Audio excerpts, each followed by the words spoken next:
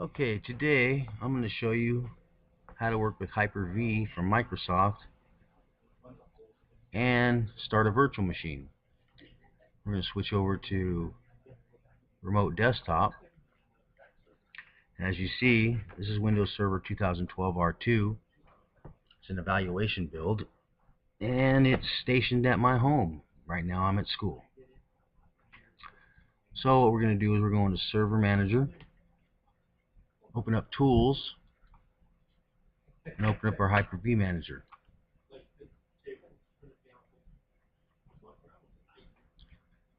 As you can see, I already have 4 machines running, and we're going to show you how to install a new virtual machine. So you click host, right click it. You have all these options. We're going to click new virtual machine. Our wizard will pop up. Now we could click finish and just get a default virtual machine, but we're going to change the settings a little bit to show you what's up. Click next. Okay, here's the name of the virtual machine. We're going to change it to, let's just leave it at new virtual machine. Sounds good. Click next. Now we could use Generation 1 or Generation 2. Generation 1 is normal Hyper-V from Windows 7 or Windows Server 2008. Generation 2 is all Windows 2012 R2, 64-bit versions. It's good for SCSI boots, secure boots, PXE boots, pre-execution environment. We're going to leave it at Generation 1. Click Next. Here we assign our RAM. In the RAM, I'm going to give it 4 gigabytes. We're not going to use dynamic RAM. Click Next, but we can use dynamic RAM, and that'll use the RAM that we need at the time it's being used. So next. Now here we're connecting our NIC cards. If we leave not connected, then we have no outside network. We want to connect it to a network. The reason we have a not connected is because we have an isolated environment with that one.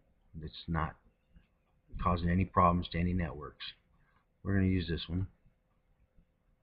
Click Next. And here is our hard disk, where we could create a new virtual hard disk, which we are. It's going to be new virtual machine VHXDX. It's 127 gigabytes long. Okay, or we could use an existing virtual hard disk, or we could attach a virtual hard disk later, but we're going to use the virtual one right now. Click Next. Here we can install our operating system. Now we can install it later. I have a disk inside the machine right now at home, so we can install it now actually. And if we click Next, there's our summary of our virtual machines. If I click Finish, it'll start loading the virtual machine right now. However, I'm not going to do that.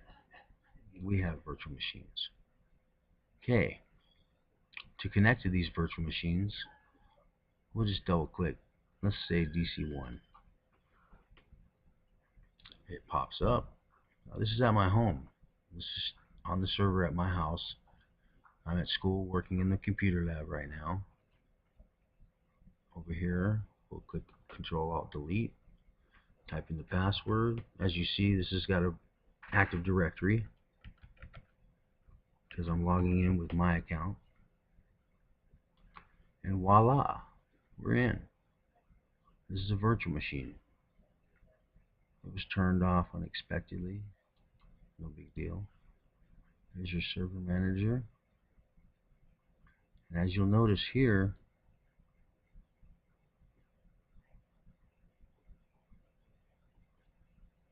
we have